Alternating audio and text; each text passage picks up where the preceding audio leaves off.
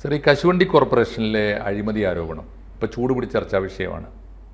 അഴിമതി നടക്കുന്നത് 2006, ഏതാണ്ട് 20 കൊല്ലം പഴക്കമുള്ള കേസാണ്. 2006 മുതൽ 15 വരെ കേരള കശുവണ്ടി കോർപ്പറേഷൻ കശുവണ്ടി ഇറക്കുമതി ചെയ്തതിൽ നടന്ന അഴിമതി കോടിക്കണക്കിന് രൂപയുടെ നഷ്ടം കേരളത്തിനുണ്ടായി എന്നാണ് കണ്ടെത്തൽ. അത് ആരോപണം വന്നത് ഇപ്പോൾ 2015 ശേഷം ആരോപണം വന്നു, പരാതി വന്നു. ആ കേസ് വലിയ വിവാദമായപ്പോൾ CBIക്ക് വിട്ടുകൊടുത്തു. CBI അന്വേഷിച്ചപ്പോൾ ഗുരുതരമായ ക്രമക്കേടുകൾ കണ്ടെത്തി. ആ ക്രമക്കേടുകളുടെ അടിസ്ഥാനത്തിൽ ഇവരെ പ്രോസിക്യൂഷൻ അനുമതി, ഇവരെ ചോദ്യം ചെയ്യാനും കസ്റ്റഡിയിലെടുക്കാനും ചോദ്യം ചെയ്യാനും പ്രോസിക്യൂഷൻ അനുമതി കിട്ടണം. ആ അനുമതിക്ക് വേണ്ടി കേരള സർക്കാരിനെ സമീപിച്ചു. 2016 മുതലാണെന്ന് ഓർക്കണം. 2016 മുതൽ കേരളം ഭരിക്കുന്നത് പിണറായി വിജയനാണ്. പ്രോസിക്യൂഷൻ അനുമതിക്ക് വേണ്ടി സമീപിച്ചിട്ട് 2020 വരെ 2020 പ്രോസിക്യൂഷൻ CBIക്ക് വിട്ടുകൊടുത്തു. 2020 ആദ്യത്തെ പ്രോസിക്യൂഷൻ അനുമതി ചോദിച്ചു, അനുവദിച്ചില്ല. 5 കൊല്ലം കാത്തിരുന്നിട്ട് കേരള ഗവൺമെൻറ് അനുമതി കൊടുത്തില്ല പ്രോസിക്യൂഷന്. ഈ കോൺഗ്രസ് നേതാക്കന്മാരെ, കോൺഗ്രസ് നേതാവ്, ഒന്നാമത്തെ പ്രതി കോൺഗ്രസ് നേതാവ് INTUCയുടെ സംസ്ഥാന പ്രസിഡന്റ് R ചന്ദ്രശേഖരാണ്. രണ്ടാമത്തെ പ്രതി കശുവണ്ടി കോർപ്പറേഷൻ്റെ MD ആയിരുന്ന KA രതീഷാണ്. ഈ 2 പ്രതികളുടെ പേരിൽ കേസെടുക്കാനുള്ള അനുമതി ചോദിച്ചത് കേന്ദ്ര ഗവൺമെൻറ്റിൻ്റെ അന്വേഷണ ഏജൻസിയായ CBI ആണ്. അനുമതി കൊടുക്കേണ്ടത് കേരള മുഖ്യമന്ത്രി പിണറായി വിജയനും അദ്ദേഹത്തിൻ്റെ മന്ത്രിസഭയിലെ വ്യവസായ മന്ത്രി ഉൾപ്പെടെയുള്ളവരാണ് കൊടുക്കേണ്ടത്. കൊടുത്തില്ല. 2025 അനുമതി ചോദിച്ചു, 2020 അനുമതി ചോദിച്ചു, കൊടുത്തില്ല. 16 മുതൽ 4 കൊല്ലത്തിന് ശേഷം അനുമതി ചോദിച്ചപ്പോൾ കൊടുത്തില്ല. 20 ചോദിച്ചിട്ട് ഇപ്പോൾ 5 കൊല്ലം കാത്തിരുന്നിട്ട് 2025 ഇക്കൊല്ലം ഓഗസ്റ്റിൽ വീണ്ടും ചോദിച്ചു, കൊടുത്തില്ല. മൂന്നാമത്തെ തവണ ഈ മാസം കഴിഞ്ഞ ഒക്ടോബറിൽ വീണ്ടും കൊടുത്തു, അപ്പോഴും കൊടുത്തില്ല. ഇപ്പോൾ അത് വിഷയം പരാതിക്കാർ കോടതിയിൽ പോയിരിക്കുന്നു. ഹൈക്കോടതി രൂക്ഷമായ ഭാഷയിലാണ് കേരള ഗവൺമെൻറ്റിനെ വിമർശിച്ചത്. 2 കാര്യങ്ങളാണ്. ഒന്ന്, നിങ്ങൾ അഴിമതിക്കെതിരാണെങ്കിൽ എന്തിന് അഴിമതിക്ക് കൂട്ടുനിൽക്കുന്നു? 2, നിങ്ങളുടെ പാർട്ടിക്കാരാണെങ്കിൽ ഞങ്ങൾക്ക് മനസ്സിലാക്കാമായിരുന്നു. നിങ്ങളുടെ കടുത്ത എതിരാളികളായി നിങ്ങൾ തെരുവിൽ തല്ലുകൂടിക്കൊണ്ടിരിക്കുന്ന UDF നേതാക്കന്മാരെ, കോൺഗ്രസ് നേതാക്കന്മാരെ നിങ്ങൾ എന്തിന് സംരക്ഷിക്കുന്നു? ഈ 2 ചോദ്യം വളരെ നിർണായകമായ ചോദ്യമാണ്. കേരള രാഷ്ട്രീയത്തിലെ ഏറ്റവും ഗുരുതരമായ 2 മഹാഭാവങ്ങളിലേക്കാണ് ഇത് ചൂണ്ടുന്നത് എന്നാണ് എനിക്ക് തോന്നുന്നത്. സാറിൻ്റെ നിരീക്ഷണം എനിക്കറിയേണ്ടത്. ഒന്ന്, അഴിമതിയെ പൊതുവെ നമ്മൾ സ്വാംശീകരിക്കുകയും അഴിമതിയോട് സമരസപ്പെട്ടു പോവുകയും ചെയ്യുന്ന ഒരു മുഖ്യധാര രാഷ്ട്രീയം. 2, എതിരാളികളുടെ കുറ്റകൃത്യങ്ങളെ സമർത്ഥമായി രക്ഷിച്ചു കൊടുക്കുകയും പരസ്പര സഹായ സംഘമായി ഭരണകക്ഷിയും പ്രതിപക്ഷവും മാറുന്ന ഒരു രാഷ്ട്രീയം. ഇതിനെയാണ് നമ്മൾ പുതിയ ഭാഷയിൽ നെക്സസ് എന്ന് പറയുക. ഈ അന്തർധാര എന്നൊക്കെ സിനിമാ ഭാഷയിൽ പറയും. എങ്ങനെ കാണുന്നു ഈ ഒരു വൃത്തികെട്ട പ്രവണതയെ? പിണറായി വിജയൻ എന്തിനാണ് ഈ കോൺഗ്രസ് നേതാക്കന്മാരെ രക്ഷിക്കുന്നത്? വളരെ വളരെ രസകരമായിട്ടുള്ളൊരു സിറ്റുവേഷനാണ്. ഈ കേസിൻ്റെ ഒരു പ്രത്യേക ഘട്ടത്തിൽ മേഴ്സിക്കുട്ടിയമ്മ ഇവരെ പ്രോസിക്യൂട്ട് ചെയ്യാനായിട്ട് അനുവാദം കൊടുത്തതാണ് ശരി. അതിനുശേഷമാണ് മുകളിൽ നിന്ന് നിർദ്ദേശങ്ങൾ വരുന്നു. അങ്ങനെ അത് തടസ്സപ്പെടുകയാണ് ചെയ്യുന്നത്. മേഴ്സിക്കുട്ടിയമ്മ വന്ന് മന്ത്രിയാണ്. മുകളിൽ നിന്ന് വന്നു എന്ന് പറഞ്ഞാൽ മുഖ്യമന്ത്രി തന്നെ. മുഖ്യമന്ത്രി ആകണമെന്നില്ല, അതിൻ്റെ മുകളിൽ നിന്നൊക്കെ ആയിരിക്കാം. കാരണം നമ്മളീ പറയുന്ന നെക്സസ് എന്ന് പറയുന്നത് ഒരു പാർട്ടിക്കകത്ത് നിൽക്കുന്ന നെക്സസ് അല്ല. അത് കേന്ദ്ര ഗവൺമെൻറ്റിൽപ്പെട്ട ആളുകളും അതിനകത്ത് ഇടപെട്ടിട്ടുണ്ട് എന്ന് തന്നെയാണ് നമ്മൾ മനസ്സിലാക്കി. നമ്മളിപ്പോൾ 2 പാർട്ടികളുടെ മാത്രമുള്ള പ്രശ്നം, 2 പാർട്ടി മാത്രമല്ല, BJPയും ഇതിനകത്ത് പങ്കാളികളാണ്. ഈ കേസിലല്ല. ഇതിലും നമുക്ക് സാറ് പറഞ്ഞത് ശരിയാണ്. ഇതിലും സംശയിക്കാം. ഇപ്പോൾ എന്തുകൊണ്ട് അനുമതിച്ചു? കേന്ദ്ര ഗവൺമെൻറ്റിൻ്റെ ഏജൻസി അനുമതി ചോദിച്ചിട്ട് 5-6 കൊല്ലമായി വെച്ച് താമസിപ്പിക്കുന്നു. 3 തവണ അനുമതി കൊടുക്കുന്നില്ല. എന്നിട്ട് കേന്ദ്രം എന്ത് നടപടിയെടുത്തു? അല്ല, അവർക്കും ഇതിനകത്ത് ഇവരെല്ലാവരും കൂടി ഒരുമിച്ചുള്ള കൂട്ടുകച്ചവടമാണ് ശരിക്കും. നമ്മളിപ്പോൾ ഇവിടെ ഈ കാര്യം മാത്രമല്ല, ഇപ്പോൾ നമുക്ക് അറിയാം, നേരത്തെ എന്താണ് കുഴൽപ്പണ കേസൊക്കെ വന്നിരുന്നു, സുരേന്ദ്രൻ്റെ. അതിൻ്റെയൊക്കെ സ്ഥിതി എല്ലാവർക്കും അറിയാവുന്നതാണ്. ലാവ്ലിൻ കേസിന് ഞാൻ കാണുന്നത് എന്താണെന്ന് വെച്ചാൽ ഇവരെല്ലാവരും പരസ്പര സഹായ സംഘമായി പ്രവർത്തിക്കുകയാണ് ചെയ്യുന്നത്. സാറ് പറഞ്ഞ ഏറ്റവും പ്രധാനപ്പെട്ട പോയിന്റ് എന്ന് പറയുന്നത് ഈ അഴിമതിയെ നമ്മളങ്ങ് സാമാന്യവൽക്കരിച്ചു. അഴിമതി ആകാം, അഴിമതിക്കെതിരെ സംസാരിക്കാം, പക്ഷേ അഴിമതി നടത്താം. അങ്ങനത്തെ ഒരു സംവിധാനത്തിനകത്ത് പ്രവർത്തിക്കുന്ന ഒന്നായി കേരളത്തിൻ്റെ രാഷ്ട്രീയ സംവിധാനം മാറി.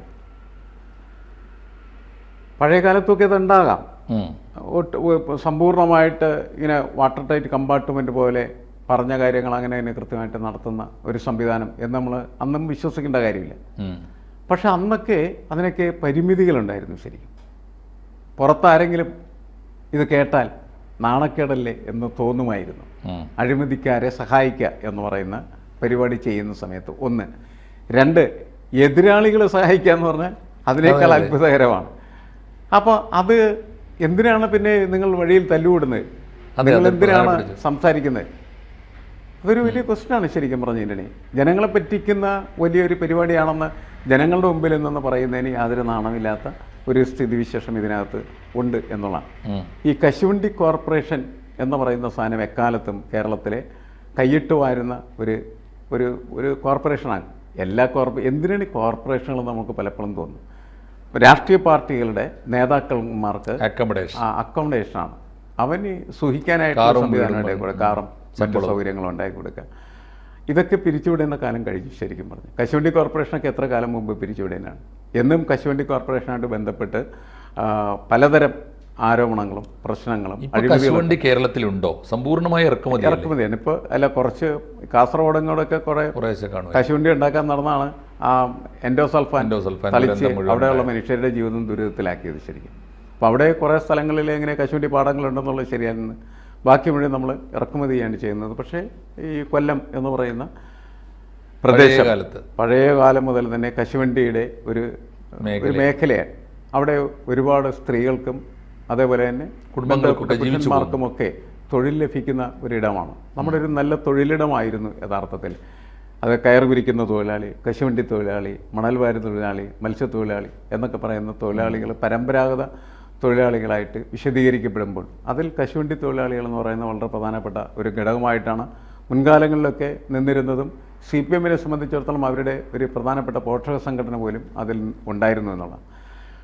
അവിടെ ഈ R ചന്ദ്രശേഖരൻ എന്ന് പറയുന്ന INDCയുടെ ഇപ്പോഴത്തെ സംസ്ഥാന പ്രസിഡന്റ്, പഴയതൊന്നുമല്ല, ഇപ്പോഴും വളരെ സജീവമായി നിൽക്കുന്ന വ്യക്തി, ഇങ്ങനെ അഴിമതിക്കാരനാണ് എന്ന് അവർക്കൊക്കെ അറിയാം. കാരണം ഇവരുടെ പല നേതാക്കളും ഇരിക്കുന്ന സമയത്ത് അവർക്കെതിരെയും അഴിമതി ആരോപണങ്ങൾ വന്നിട്ടുള്ളതാണ്. CPMൻ്റെ നേതാക്കൾക്കെതിരെ അഴിമതി ആരോപണങ്ങൾ വന്നിട്ടുള്ളതാണ്. ഗൗരിയമ്മയുടെ വിഷയം പോലും ഈ കശുവണ്ടി ഇറക്കുമതിയായി സംബന്ധിച്ച് പ്രശ്നങ്ങളുണ്ടാക്കി ഗൗരിയമ്മ. അങ്ങനെ ഗൗരിയമ്മയ്ക്കെതിരെ പ്രശ്നമുണ്ടാക്കി. ഗൗരിയമ്മ പുറത്തു പോകുന്നതിന് പല കാരണങ്ങളിൽ ഒരു കാരണം ആ വിഷയവുമായിരുന്നു എന്ന് നമുക്കറിയാവുന്നതാണ്. അപ്പോൾ കശുവണ്ടി എന്ന് പറയുന്നത് അഴിമതിയുമായി ബന്ധപ്പെട്ട്, അതിൻ്റെ ഇറക്കുമതി എന്ന് പറയുന്നത് അഴിമതിയുമായി ബന്ധപ്പെട്ട് നിൽക്കുന്ന ഒരു സംഭവമാണ്. ഇതിലെ അഴിമതിക്കാരനാണ്. കോടിക്കണക്കിന് രൂപ നഷ്ടം സംസ്ഥാന സർക്കാരിനുണ്ടാക്കിയെന്ന് പറഞ്ഞാൽ അതിൽ പ്രധാനപ്പെട്ട അഴിമതിക്കാർ 2 പേരാണ്. ഒന്ന് അതിൻ്റെ മാനേജിംഗ് ഡയറക്ടർ MD എന്ന് പറയുന്ന അദ്ദേഹം, പിന്നെ അതിൻ്റെ ചെയർമാൻ. ഇവർ 2 പേരുമാണ് അതിൻ്റെ അകത്ത് പ്രധാനപ്പെട്ട കക്ഷികൾ എന്ന് പറയുന്നത്. ഇവർ ഈ ഇറക്കുമതിക്ക് ലൈസൻസ് കൊടുക്കുകയും, അതായത് ഇപ്പോൾ 1 ലക്ഷം രൂപയ്ക്ക് ഇറക്കുമതി നടത്തുമ്പോൾ അതിൽ 50,000 മോഷ്ടിക്കാൻ പറ്റുന്ന ഒരു താരിഫ് റേറ്റ്, ആ രീതിയിലായിരിക്കും മിക്കവാറും കാര്യങ്ങൾ പോകുന്നത്. എന്ന് വെച്ചാൽ നേർപകുതി കുംഭകോണത്തിനുള്ള ഒരു സംവിധാനം. അപ്പോൾ കോടിക്കണക്കിന് രൂപയുടെ ഒരു ബിസിനസ് നടത്തുന്ന സമയത്ത് കോടിക്കണക്കിന് രൂപ ഇവരുടെ കൈകളിലേക്ക് എത്തിച്ചേരും. അതിന് പല പങ്കുപറ്റുകാരും ഉണ്ടാകാം, ഇത് മാത്രമായിരിക്കില്ല. ഈ R ചന്ദ്രശേഖരൻ ട്രേഡ് യൂണിയൻ നേതാവാണല്ലോ. ഈ വാർത്തകൾക്കിടയിൽ വന്നൊരു വാർത്ത, സാധാരണഗതിയിൽ INTUC നേതാവിന് എതിരായിട്ടുള്ള ഒരു അഴിമതി ആരോപണം ഇടതുപക്ഷ ഗവൺമെൻറ് മൂടി വെക്കുമ്പോൾ സ്വാഭാവികമായി അത് ഉയർത്തിക്കൊണ്ടുവരേണ്ടത് CITU തൊഴിലാളി യൂണിയനാണല്ലോ. പക്ഷേ ഇതിനകത്ത് ഏറ്റവും വലിയ ഏജൻസി എളമരം കരീമാണത്രേ. R ചന്ദ്രശേഖരനെ രക്ഷിക്കാൻ വേണ്ടി രാവും പകലും പണിയെടുക്കുന്നത് എളമരം കരീമാണ്. ആ ബാന്ധവം ഏറ്റവും ശക്തമായിട്ട് നമ്മൾ കണ്ടത് ഈ ആശാ സമരക്കാലത്ത്. ഓർമ്മയുണ്ട്, തുടക്കത്തിൽ ആശാ സമരക്കാലത്ത് ഈ സമരത്തിനെതിരായി R ചന്ദ്രശേഖരനെ കൊണ്ട് പ്രസ്താവന ഇറക്കിച്ചു. ഇന്ത്യൻ നാഷണൽ കോൺഗ്രസും കേരളത്തിലെ UDF-ഉം പ്രതിപക്ഷവും ശക്തമായിട്ട് ആ സമരത്തെ പിന്തുണക്കുമ്പോൾ R ചന്ദ്രശേഖരനെ മാത്രം അടർത്തിയെടുത്തിട്ട് സമരത്തിനെതിരായ പ്രസ്താവന എഴുതി. അത് എളമരം കരീമിൻ്റെ സൂത്രമാണത്രേ. ഈ ട്രേഡ് യൂണിയനുകൾ തമ്മിലുണ്ടോ ഈ നെക്സസ്? അല്ല, ഇത് ട്രേഡ് യൂണിയൻ എന്നൊക്കെ പറയുന്നത് ട്രേഡ് യൂണിയൻ ലീഡർഷിപ്പിലിരിക്കുന്ന ഇവരൊക്കെ തന്നെയല്ലേ. ഇവരങ്ങോട്ടും ഇങ്ങോട്ടുമൊക്കെ വേഷം മാറി നിൽക്കുന്നു എന്ന് മാത്രമേ നോക്കൂ. ഇങ്ങനെ ചന്ദ്രശേഖരൻ ചെയ്തിട്ട് കോൺഗ്രസ് ചന്ദ്രശേഖരനെ എന്ത് ചെയ്തു? അതെ, ഒന്നും ചെയ്തില്ല എന്ന് മാത്രമല്ല, അത് അങ്ങനെ ആവട്ടെ എന്നുള്ള നിലയ്ക്ക് അവർ മുന്നോട്ടെടുക്കുകയാണ് ചെയ്തത്. കാരണം നമ്മൾ വളരെ സൂക്ഷ്മമായിട്ട് പരിശോധിച്ചാൽ എല്ലാ രാഷ്ട്രീയ പാർട്ടിയുടെ നേതാക്കൾ തമ്മിലുള്ള ബന്ധം എന്ന് പറയുന്നത് ദൃഢമാണ്. അവർക്ക് ആർക്കെങ്കിലും എന്തെങ്കിലും ചെറിയ പരിക്കുണ്ടായിക്കഴിഞ്ഞാൽ അവരെ സംരക്ഷിക്കുന്ന ഉത്തരവാദിത്വം എന്ന് പറഞ്ഞാൽ എതിരാളികളാണ് നിർവഹിച്ചു കൊടുക്കുക. അത്ര ശക്തമായിട്ടുള്ള വ്യക്തിബന്ധങ്ങളെന്ന് പറയുന്നത് വേണമെങ്കിൽ സൗഹൃദത്തിന് ഏറ്റവും മഹത്തരമെന്നും കുട്ടിഘോഷിക്കാവുന്നതാണ്. മറ്റൊരിടത്ത് നമുക്കത് കാണാൻ പറ്റില്ല. എങ്ങനെ ഇവർ തമ്മിൽ ഇത്തരത്തിൽ നെക്സസ് ഉണ്ടായെന്ന് ചോദിച്ചാൽ അത് അഴിമതിയുടെ നെക്സസ് തന്നെയാണ്, ഒരു തർക്കവും ആ കാര്യത്തിലില്ല. മാത്രമല്ല ഇത് സമൂഹത്തിന് മുന്നിൽ ആളുകളെ പറ്റിക്കുന്ന ഒരു സംവിധാനമായിട്ട് മാറിക്കഴിഞ്ഞിരിക്കുകയാണ്. ഹൈക്കോടതി ചോദിച്ച വാചകം നമ്മളെ ഞെട്ടിപ്പിക്കുന്നതാണ്. ഇടതുപക്ഷ സർക്കാരിൻ്റെ മുഖ്യ ചുമതല എന്താണ്? അഴിമതിക്കാരെ സംരക്ഷിക്കലാണോ എന്നല്ലേ ചോദിച്ചത്. പ്രകടന പത്രിക എടുത്ത് വായിച്ചിട്ട് അങ്ങനെയാണ് ചോദിച്ചത്. പ്രകടന പത്രിക എടുത്തിട്ട് നിങ്ങൾ അഴിമതിക്കെതിരെ യുദ്ധം ചെയ്യുന്ന ആളുകൾ, എന്നിട്ട് അവസാനം നിങ്ങൾ അഴിമതിക്കാരനെ സംരക്ഷിക്കുന്നതിന് വേണ്ടി നടക്കുന്നു. ഈ CBI 3 പ്രാവശ്യം അല്ല ഈ പറയുന്ന ഈ വീരകേസരികളായ ഒരുപാട് പേര് ഇപ്പോഴും ഈ CPM-ലൊക്കെ ഉണ്ടല്ലോ, CPM-ന്റെ സംസ്ഥാന കമ്മിറ്റിയിലൊക്കെ. അവരൊക്കെ എന്തെടുക്കുകയാണ് ഇതൊക്കെ നടക്കുക? ഈ വെള്ളരിക്കാപട്ടണം പോലെ നഗ്നമായ അഴിമതിക്ക്, അതും എതിരാളിയുടെ അഴിമതിക്ക് പിണറായി വിജയൻ കൂട്ടു നിൽക്കുമ്പോൾ ഒരു അക്ഷരം മിണ്ടാൻ ആളില്ലാത്ത എന്താണ്? അല്ല, അതിൻ്റെ ഒരു പ്രതികരണ ശേഷി സമ്പൂർണ്ണമായിട്ട് അതിനകത്ത് നഷ്ടപ്പെട്ടു. പല ഘട്ടങ്ങളിലും അതിനകത്ത് വിമതരുണ്ടായിരുന്നല്ലോ, അതിശക്തമായിട്ട്. ആ വിമതരൊക്കെ എന്ത് ചെയ്തു? യുദ്ധം ചെയ്ത് പുറത്തുപോയി, കണ്ടം ചെയ്തു പോയി. അവരൊക്കെ ഇല്ലാതായി, അത്രയേ ഉള്ളൂ. അതാണ് സംഭവിച്ചത്. ഇപ്പോൾ അതിനകത്ത് എതിർശബ്ദങ്ങളേ ഇല്ല, ഉൾപാർട്ടി ചർച്ചകളില്ല, ഈ പ്രശ്നങ്ങളൊന്നുമില്ല. ഇതൊക്കെ ഒരുതരം സോഷ്യൽ എഞ്ചിനീയറിംഗ് ആയിട്ടാണ് കണക്കാക്കുന്നത്, ചന്ദ്രശേഖരനെ ഡീൽ ചെയ്യുന്ന രീതി. അങ്ങനെയൊക്കെ എടുക്കാൻ തുടങ്ങി കഴിഞ്ഞാൽ പിന്നെ അവസാനത്തെ ആളായിരുന്നു VS ആയിരുന്നു അവസാനത്തെ യുദ്ധ പോരാളി. പല ആൾക്കാരും പിന്നെ ഉണ്ടായിരുന്നെങ്കിലും അവർക്കൊന്നും അങ്ങനെ മുൻനിരയിലേക്ക് വരാനായിട്ട് കഴിഞ്ഞിരുന്നില്ല. പിന്നീട് എല്ലാ ആളുകളും അതിനൊപ്പം ഇങ്ങനെ സഞ്ചരിക്കുന്ന ഒരു രീതിയാണ് നമ്മളിപ്പോൾ കണ്ടുകൊണ്ടിരിക്കുന്നത്. കേരള രാഷ്ട്രീയത്തിൽ ഏത് പാർട്ടിയിലായിക്കോട്ടെ ആരാണ് വിശ്വസിച്ച് പിന്തുടരാൻ പറ്റുന്നതായിട്ടുള്ള ഒരു നേതാവായിട്ട് ഇപ്പോൾ ഉള്ളത്? ശരിക്കും കഴുതകളായി തീരുന്നത് ഈ തെരുവിൽ തല്ലുകൂടുന്ന അനുയായികളാണല്ലേ? അല്ല, നമ്മളിപ്പോൾ അവരൊക്കെ കഴുതകളെന്ന് വിളിക്കുന്നതിൽ കഥയില്ല. ഒരു പ്രത്യേക ഐഡിയോളജിക്കൽ പ്രോസസ്സിൻ്റെ പാർട്ടായിട്ട് അവർ വരികയും അതിനോട് ആത്മാർത്ഥം കാണിക്കുകയും ചെയ്യുന്ന സമയത്ത് അവർക്ക് ചിലപ്പോൾ തല്ലുകൊള്ളേണ്ടി വരും. പക്ഷേ മൊത്തം സിസ്റ്റം എന്ന് പറയുന്നത് കളവിൻ്റെയും അഴിമതിയുടെയും കേന്ദ്രമായി മാറിക്കഴിഞ്ഞാൽ ആർക്കും അതിനകത്ത് രക്ഷപ്പെടാനായിട്ട് വരും. എപ്പോഴും സിസ്റ്റമാണ് പ്രധാനപ്പെട്ടത്. സിസ്റ്റം ഒന്നില്ലെങ്കിൽ സിസ്റ്റം തകർന്ന് തരിപ്പണമായി കഴിഞ്ഞാൽ, ജീർണിച്ച് കഴിഞ്ഞാൽ അത് അടിച്ചു പിടിച്ച് കളയുക എന്ന് മാത്രമേ ഉള്ളൂ. അതല്ലെങ്കിൽ അത് ആവർത്തിച്ചുകൊണ്ടിരിക്കും എന്ന് മാത്രമല്ല, അത് സമൂഹത്തെ സമഗ്രമായിട്ടുള്ള രീതിയിൽ ഈ നീരാളികൾ പിടിക്കുന്നത് പോലെ പിടിച്ച് പിഴിഞ്ഞ് അമർത്തി ശരിപ്പെടുത്തും. ഇതാണ് ഇപ്പോൾ കേരളത്തിന് 2 ഓപ്ഷനേ ഉള്ളൂ. അപ്പോൾ സമ്പൂർണ്ണമായി ഒന്നുകിൽ ഈ സിസ്റ്റം തകർക്കണം, അല്ലെങ്കിൽ തിരുത്തൽ എന്ന് പറയുന്നൊരു സംഗതി സാധ്യമാണോ? അല്ല, ഇത് തകർത്ത് മാത്രമേ തിരുത്താനായിട്ട് പറ്റുള്ളൂ. പക്ഷേ അല്ല, അത് ഇതിനൊരു പോസിബിലിറ്റീസ് നമ്മളിപ്പോൾ കാണുന്നില്ല. ചില അന്തരാള ഘട്ടങ്ങൾ എന്നൊക്കെ പറയില്ല, രാഷ്ട്രീയത്തിൻ്റെ ഒരു അന്തരാള ഘട്ടത്തിലാണ് കേരളം നിൽക്കുന്നത്.